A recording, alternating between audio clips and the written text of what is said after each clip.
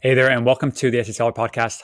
I'm your host, Cody McGuffie, and today we're talking with Stephen Chin about how he successfully built his Etsy shop to generate over $2.5 million in sales with only 400 listings. He sells in 4 product categories, which is pretty rare. In today's show, Stephen shares many strategies that he's personally using to thrive as a full-time seller. We have an awesome episode for you guys today. Again, this podcast is always brought to you by EverBee. EverBee is the growth tool that helps Etsy sellers find winning products on Etsy, get more sales, shows you the revenue of each product listing, shows you the tags that each listing is using to drive their SEO. We show you the keyword search volume for each specific keyword, so you know what people are actually searching for on Etsy, and then you actually know what they're actually buying on Etsy. Okay, it's a tool that you guys need to be using to grow your Etsy business. So sign up for free at everbee.io. And enough of that, let's jump into today's episode.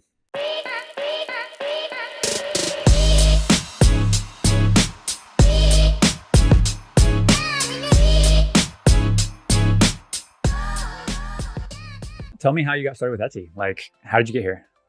Yeah, so I first found out about the opportunity of selling on Etsy about 2.5 years ago. So at that time, I was pretty fortunate that I had already been selling online for about 3 years. So I already had the foundation of like what it took to sell on a third-party marketplace like Etsy. So it was about 2.5 years ago, peak of COVID, June 2020. A mutual friend of ours, Jesse, super successful Etsy seller. Yep. His family was visiting us for a week. And I just remember him saying like, bro, I launched face masks on Etsy 2 weeks ago. And he like shows me his phone. I'm like, bro, you made $3,000 today. Yep. So he's like, dude, wow. I've been making $3,000 to $4,000 a day selling face masks on Etsy. He's like, I know you're working on other projects right now, but like you should go launch face masks on Etsy. So I was like, I'm sold. I'm stopping everything. I'm launching face masks on Etsy. What's next? So he's like, buy this printer, buy this heat press, buy these masks. He's like, don't copy me, but good luck. So, I love that. Okay, so real quick on that. So and I know some of that backstory, and I relate to so much this. But for everybody listening, like you started on Amazon. Yep. And I started on Amazon too, which is funny. And then we went the Amazon FBA route, Amazon route, and found like decent success. You found decent success there, but like you came across this like opportunity and you're just like, wow, this face mask thing plus this Etsy thing, you already had the fundamentals of e-commerce. Correct. So really it's a matter of just like plug and play type of thing, right? It's just a new platform, but really it's all the fundamentals are the same. Is that correct? Yeah, 100% correct. Yeah. So literally what I would have done on Amazon is what I did on Etsy. So I spent the next week, the time it took all the equipment to come in. So I didn't do print on demand. I actually was doing it manual. So I bought the equipment, the presses, the printers. So the time it took all that equipment to arrive took about a week. I spent that time like launching the Etsy account, doing the research, creating the designs, launching the listings. So that way when everything came, I literally just turned everything on. Yep. And so it was like the day 1, I got like 17 sales. Day 2, I got like 30 sales. Day 3, I got like 60 sales, and 120, then 300, and like 500 sales a day by day 5. I love that, which was absolutely crazy. But like, keep in mind, like this was hand printed masks that I had to do by myself in the garage, in the dark. Like I joke that like I didn't have gray hair 2.5 years ago. Yeah. That launching face masks, gave me gray hair. So I was working like 16 hours a day for like the next 90 days straight, where like we grew out of my garage, and like the first 2 weeks had like, like 15, 20 employees. By like 2 months, we had like that first October. So like 3 months later, we did like $200,000 revenue. We were doing like 800 to 1,000 masks a day. It just ramped up to the moon. Yeah. But like, as you know, like January that next year, like mandates ended and the business died just as fast as it ramped up. Like we were doing like 500 masks a day. Then it went to like 5 masks a day overnight. Which is, so real quick on that, let's pause. Because like most people would look at this, not most people, a lot of newer Etsy sellers, or maybe existing Etsy sellers would look at like, oh, Steven's so lucky. He like fell into this like face mask thing. And that's how he got successful. But in reality, like that wasn't the case, right? Like you weren't so lucky, obviously, right? There's so many trials in there, I'm sure. But also just like recognizing the opportunity that was there actually, right? Because you had all this like research on the back end, like doing other products and working with Amazon, working with a little bit of, maybe Etsy. But the point is like, you created your own luck and you maximized on this opportunity that was in front of you. And you also probably knew that this wasn't going to last forever. So you knew that like, let's take advantage of this now and then figure out the rest later. Is that like, would you agree? Exactly. Like at that time, I think over 100,000 other people were trying to sell face masks on Etsy. Etsy was literally emailing their sellers like, you should launch face masks on Etsy, because they couldn't get enough sellers. So, and also like I launched like after they were like blasting out those emails, like it was still like 6 months later, like hundreds of thousands of people were trying to sell. And I was able to, again, leverage the skill sets, the fundamentals that I had, the research, And like my launch strategy to where I was able to kind of go blow past the competition. I think we ended up being like ranked number 13 on Etsy out of 4.4 million other sellers that year. And we launched in June. That's amazing. It really is. Okay, man. So real quick, and we're going to jump into the next phase of Steven's Etsy shop and Etsy businesses too, which I'm excited to next. But tell us like a little bit of like high level numbers, what you're willing to share. Like how much revenue have you done on Etsy? Just like in your lifespan of, that was 2.5 years ago. Yep. So how much revenue have you created? Yeah. So with the masks, we made $1 million in the first 11 months. So like I made my first $1 million in Etsy with the face masks. Lifetime, 2.5 years, we've done $2.5 million revenue. Okay. So non-masks, 1.5 million in revenue. Correct. Yeah. Okay. So we've now sold more non-masks than we have masks. Yep. So for everybody listening, like if you're thinking like, Steven, all his money came from masks, that's absolutely not true. It's less than 50%. Like he leveraged like that to get him jump started in Etsy. And then it sounds like he applied the fundamentals of business of Etsy success to the next business. Correct. Amazing. So let's move into that next phase. So like now what did you do? Mask business, you're phasing out. What were you doing next? Yeah. So I would say like the masks was like my crash course in Etsy. Okay. So like when it died, we literally had to come to like a stopping point. Like, do we want to do something different, go back to Amazon, or do we want to continue building this Etsy business? So at that time, I've like fallen in love with Etsy. I've fallen in love with owning a print shop, selling print products on Etsy, being a boss, my employees, the culture and things like that. To where like we decided to, instead of starting something different, to just rebuild our current business. So we took the money from the masks, we took the knowledge from building out that business and selling print products to just launch more print products on Etsy. Okay. So we spent the next 1.5 years launching to 4 different print product categories, the exact same process that we used for the masks. I think total we've sold like 190,000 things so far. Amazing. So there's so much in there that I want to pull out of you. First of all, you have a mask business, you have a bunch of reviews. So I imagine you would probably leverage that same shop and probably just remove all the mask listings and like use the same shop. Is that what you did? Exactly. Yeah. So we leveraged the reviews. So that way, when we launched into the next product category, we launched, I think we had like 7,000 reviews. We launched with 7,000 reviews, which kind of gave us like a higher conversion rate and a click-through rate.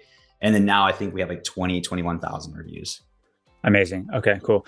And then so when you start from zero, basically you're starting from zero again. Yep. How did you do it? I know you're a big research guy. I'm a research guy. You're a data guy. I'm a data guy. Yep. So like we can like nerd out on this stuff all day. And most people actually listening to this is actually kind of nerdy in this way too, because like they're EverBee users most of the time and they understand the power of data. Like how can you like tell them like what did you do? How do you find the next big product for you? Yeah. So like my background before being like an entrepreneur was like engineering. I went to school for like college for 4 years to be an engineer. So like you mentioned, like I love the data, I love the numbers, I love the Excel sheets and things like that. Yeah. So I've failed enough times in trying to launch businesses online that I know that you can't just like do like, a shotgun approach, a wide net approach, or just hope marketing. Like you have to leverage the tools that are provided. You have to leverage the data and make decisions based on data, not based on like, passions or hobbies and things like that. So it starts with, you have to find the right product. So I start with product, then I go to design. So for most people who are probably listening to this, they're probably doing print on demand and they're probably doing print on demand apparel. So if you've already selected that like apparel is the product you're going to do, then I move into like the design. And the way that I do that is I call it mirroring. So like, I don't try to like reinvent the wheel or add something like innovative to the market. If something's already selling, there's reasons why it's selling. And I try to like back into I call them success attributes, like the success attributes that are causing this to sell, both on a listing level and on a design level. So like using a tool like EverBee, for example, you can scrape shops that are selling apparel, that are selling, the kind of designs that you want to sell and the right niches you want to sell. Again, on the same marketplace, they're doing the volume that you want to do. Like maybe they're selling 20 shirts a day. Imagine the power if you could scrape their entire store and you have all of the back-end information on all their listings, like almost like a sneak peek into their business. And imagine if you did that on 10 more stores, you have like 10 shops, you scrape all of their information, you compile all of that data and you filter it from which one sells the most. So do you see the power in that, right? So it's like, I'm not just launching designs and hoping that it works. I find shops that are selling products I want to sell and in the same niches that I want to sell in. I scrape enough information. I filter it based on like which one sells the most.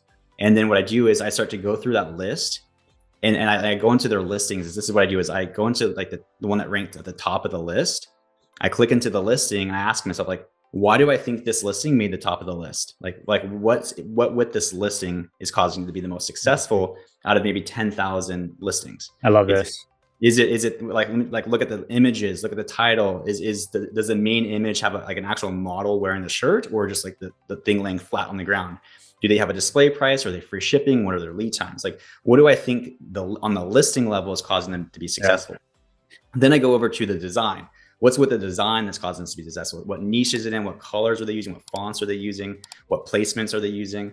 And then you just make these notes, and then you go down to the next one on the list, and then the next one, and the next one. So you spend about 2 hours going through your list, and then this is literally like market research, competitor analysis. Yeah. And then by the end of like 2 hours of looking into the market, you can say like, wow, if I'm going to launch apparel on Etsy, I need to have this many listings. My main image needs to look like this. My font palettes need to be like this. I need to have graphics that are in these niches, using these fonts, using these color palettes. And that's what it takes in today's market to be successful. Do you see how that's a little bit more powerful than just like throwing designs up? Yeah, certainly. I mean, it's definitely like a methodical approach to succeeding, right? Not enough people do this. This is kind of like what I've always kind of believed too, is like you should be able to back out of success. Like you see like an ideal, right? And then just like reverse engineer that whole thing, right? Exactly. And you're not gonna be 100% right, and that's okay. But you don't need to be 100% right. You only need one product that really crushes it for you, right? Like you're one product away from like changing your entire business and changing your whole entire life, actually.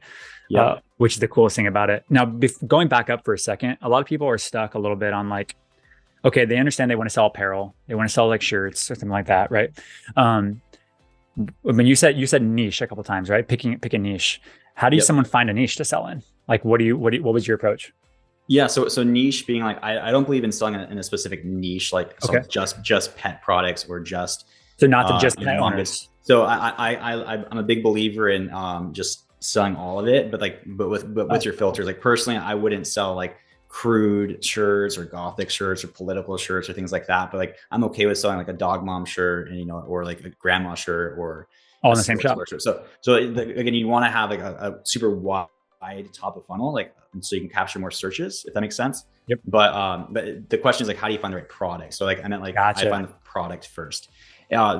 There's ways that you can do that. So like what I do, the way that I found my last few products, you can use a tool like EverBee, or you can do this manually, where I start with like a broad search on Etsy. Like I might type in like engagement gift, like something super broad. And I just start to, scroll through the page of search page one results. And I just see like, hey, like what looks appealing here, looking for like a listing that might have like, 3,000 to 5,000 reviews. Meaning that if they were successful and they launched in the last 3 years, they're selling about, 20 to 50 a day. So I find something that looks appealing. Maybe if it's like whatever the product is, I click into it and it's like, hey, they have 5,000 reviews, but they launched 10 years ago. I'm probably not going to want to launch it, right? But if I find a product that looks appealing, that has like 3,000 to 5,000 reviews and they launched 2 years ago, that means they're probably averaging 100 sales a day. It's like, okay, let's go into this further. So I start with a broad search and I start looking for products, and then I kind of dive into it that way. You can also use tools where you can just go into like a market, like home decor, and it shows you like the top seller on Etsy for 2022. And you can go into all the top shops and just see what are they doing. So again, success leaves clues, and there's tools out there to find those clues. Totally. Yeah. And I think you were kind of going back to like what you were saying about like analyzing specific shops and like actually digging into like what are their best sellers in that specific shop. So it's like step one, what I'm hearing, I'm extracting this out, is like find a shop like within your niche that's crushing it, and basically run analytics, EverBee analytics on that. You could do this in different ways. You can do it manually, but you could definitely use EverBee to do it. And basically, like view all their, analyze all their listings. So if they have like 1,500 listings, like EverBee can show you like literally, okay, all 1,700. And then you can actually just sort by revenue, sort by total sales, sort by monthly sales. And it literally in a matter of like 2 clicks, you can understand, okay, out of all 1,500 of these listings, like these 5 are actually carrying the entire shop. Okay, I'm not going to make all the other ones. I'm going to make like something similar to these 5. And then you put that on your list, and then you make that list basically it sounds like a big master list essentially. Exactly. And then as soon as you have that, you study it. And then at that point, after you study the list, you move into like more of the execution phase, which is like, okay, like I need to either make these myself, or I need to hire a designer to help me make these, or whatever, right? That comes down to like the product creation phase. Is that correct? Exactly. And then when you get into the part where you start analyzing these listings to find like the success attributes, this is how you add value to the market. So a lot of people are like, oh, don't copy the competition. And then like, well, how do I make my version of it? When you find these success attributes, like what are 5 things I need to have on a listing level? And what are 5 things that I need to have on a design level? What you'll see is like the shop 1 that I scraped, they're doing maybe 3 out of the 5 things on the listing level, and maybe 4 of the 5 things on the design level. I'm going to do 5 out of 5 on the listing and 5 out of 5 on the design. Shop number 2 that I scraped is maybe doing 2 out of 5 things on the listing level and like 3 out of 5 things on the design. Well, I'm going to do 5 out of 5 and 5 out of 5. So you're offering a better listing and a better design for what's converting in the market currently. You're adding value to the market. Yeah, exactly. Like so many people, like they get caught up a little bit on the copying and the copy listings. And obviously, like we would never recommend to just go copy a listing. Like that's not what we're doing. Like what Steven's mentioning here is like you're modeling the listing, or mirroring in his case, right? Yep. And you're basically taking that listing and you're improving it by X%, right? 20%, 30%, sometimes 100%. You're actually making it way better for the end seller, which is better for the market. And it's a healthy way of growing our entire marketplace, I think. Exactly. So like, and by doing it this way, like the chances of the listings converting at a profitable conversion rate is way more probable. And then also like by doing it this way too, you're not launching 1,000 listings. Like the average POD seller, maybe selling apparel that's doing it successfully, they have 1,000 listings. It's like the wide net approach, the shotgun approach. Just how many listings do you have? Yeah, I was gonna say, just to share my numbers, like again, I sell in 4 different product categories and I have just a little bit over 400 listings. So I'm only launching like 100 listings per product category, not 1,000. And I'm not hitting like 6 figures, I'm hitting 7 figures. So that kind of gives you an example of like the power of this. And also going back to the master list, like our most recent product that we launched, the product that was at the very top of the list, guess what? It's our bestseller. It's the one that was number 2 on the list. It's our second bestseller. The one that was number 3 on the list, it's our third bestseller. So it's like, it gives you enough information. And then if you do the process correct, that it's like, it will be successful. You can trust the process. I love it. Yeah. And you're not wasting time. People get discouraged. I'm kind of switching gears just a little bit. People get discouraged when they do this process and they create a bunch of products. Let's say they create 100 products, right? Maybe they do everything the right way. And then certain listings just don't sell for them. Mm-hmm. Is that the case for you? Like I believe in the 80-20 rule, and most always it seems to be true. Maybe even 90-10 rule, meaning maybe you could just talk about that maybe before I even say like, what does that mean to you? Like in your case? Yeah. So like I'm a huge believer in 80-20. So like what that means is like, if I have 1,000 listings, or I say I have 100 listings, or if I have 100 listings, 20 listings are going to do 80% of my revenue. So like why even bother with the other 80 listings when I can make 80% of the profit with, like 4 times less work. So that's kind of why I love this process, is because I'm doing like 1/10 the work. I'm not launching, 1,000 products per category. I'm launching 10, or 100. So a lot of reasons why listings don't get traction, and this kind of goes into my launch strategies. It's a little bit different, but when you launch a product on Etsy, you're not automatically ranked to page 1. So I use a rule of thumb that 80% of sales happen on page 1. And the other 20% of sales happen on page 2 through the rest of the pages, right? Mm-hmm. So if you're not on page 1, you're missing out on 80% of the sales. So the question is like, well, how do I get to page 1? So the biggest variable that Etsy looks at for Etsy or for rank is sales velocity, because a sale is a derivative of everything else being done correctly. Like if you have a good listing, a good conversion rate, good customer service, good quality score, it leads to a sale, right? Mm-hmm. So sales velocity leads to rank. But that begs the question, well, if I'm on page 15, I'm getting no sales velocity, how am I ever gonna get to page 1? It's like the chicken and the egg question. Yep. So a lot of people teach that you don't have to use Etsy ads to make money on Etsy. I completely disagree. Because if you're organic, so let's say this is your organic, this is your paid listing. If your organic is on page 15 getting no sales, how are you ever gonna get ranked to page 1? So you turn on Etsy ads, your Etsy ad is getting paid to be promoted on page 1. You start getting sales through your paid listing, that's generating sales velocity. Now your organic listing goes from page 15 to page 14. You get a few more sales on your paid listing. Now it goes from page 14 to page 10, and then eventually goes to page 1. And so I don't use Etsy ads as a tool to make a profit. I use it as a tool to drive rank. So people who are like, hey, I just got no traction. Like, are you using Etsy ads? Maybe, but are you doing like $1 a day budget or a $5 a day budget? That might be the reason why you can't promote 100 listings with $5 a day. And I want to make one more point on that too, is Etsy ads is not like a cost. It's not a fee. Like $5 a day, that's $150 a month. Most people couldn't afford an extra $150 a month. But Etsy ads are a tool. Like think of it like an ATM machine. Like you put $1 in, you get $2 back. Yep. Like I was looking at my Etsy stats the other day, and I gave Etsy $100,000 in 2022. Like that's a lot of money.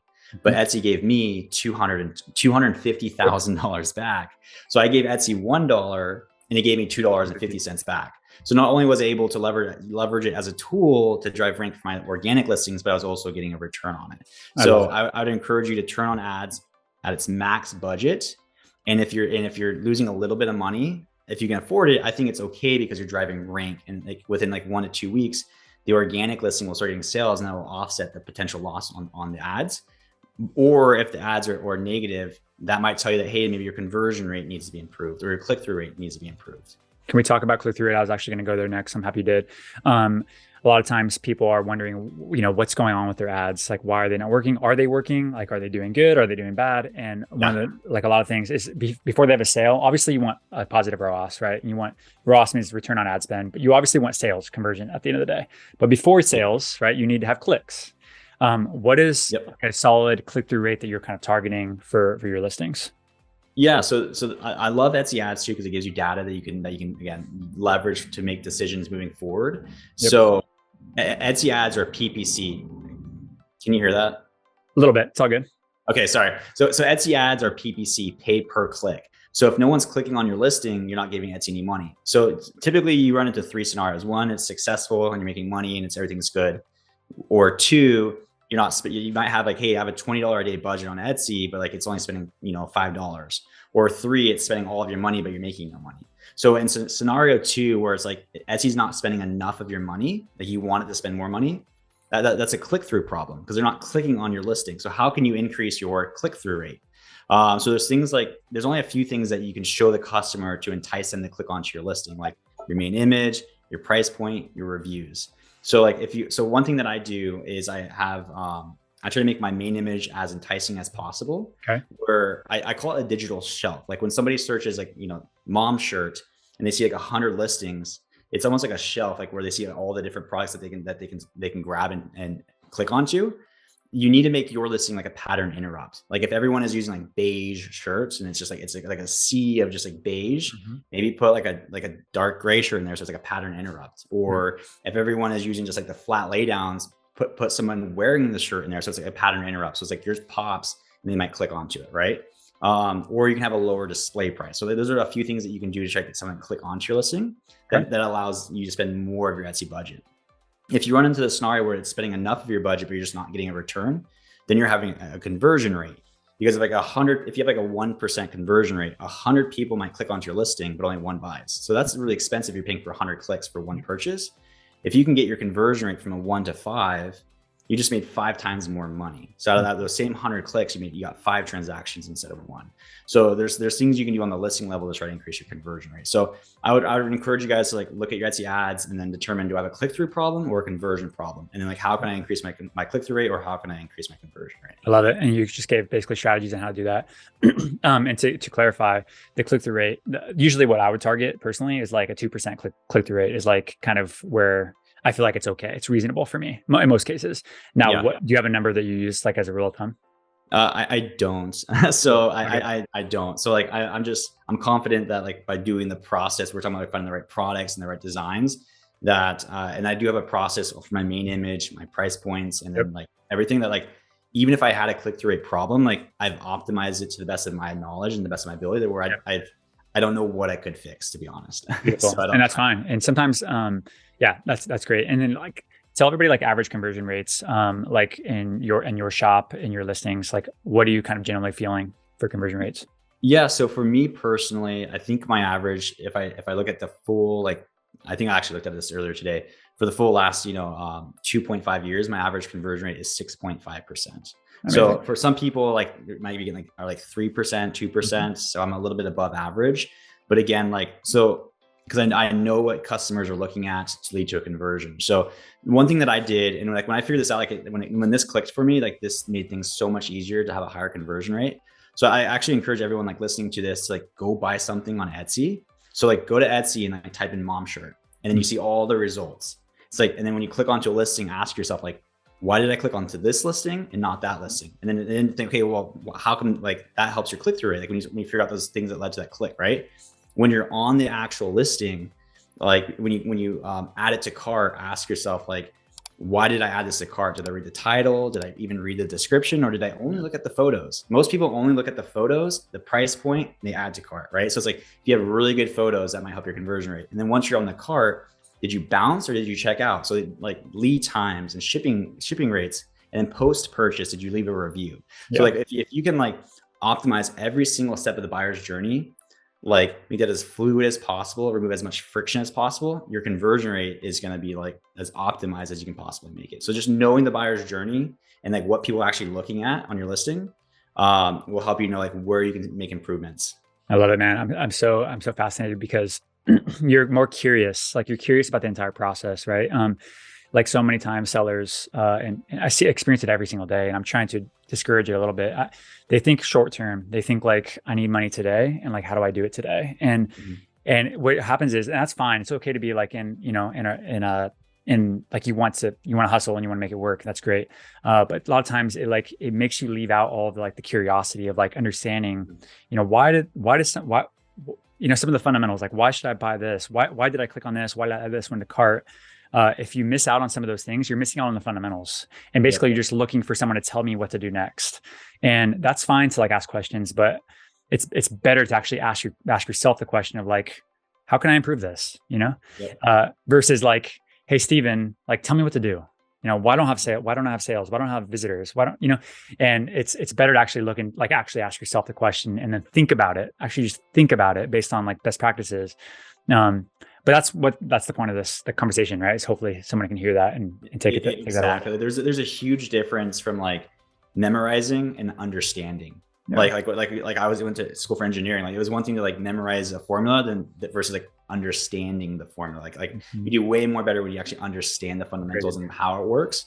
So it's like by being curious and poking into things like this, you actually have a fundamental understanding. It makes you make the correct decisions, not only on this product, but on the next product that you launch. So it's like these questions and these fundamentals that I've like asked myself and developed these processes based off my curiosity.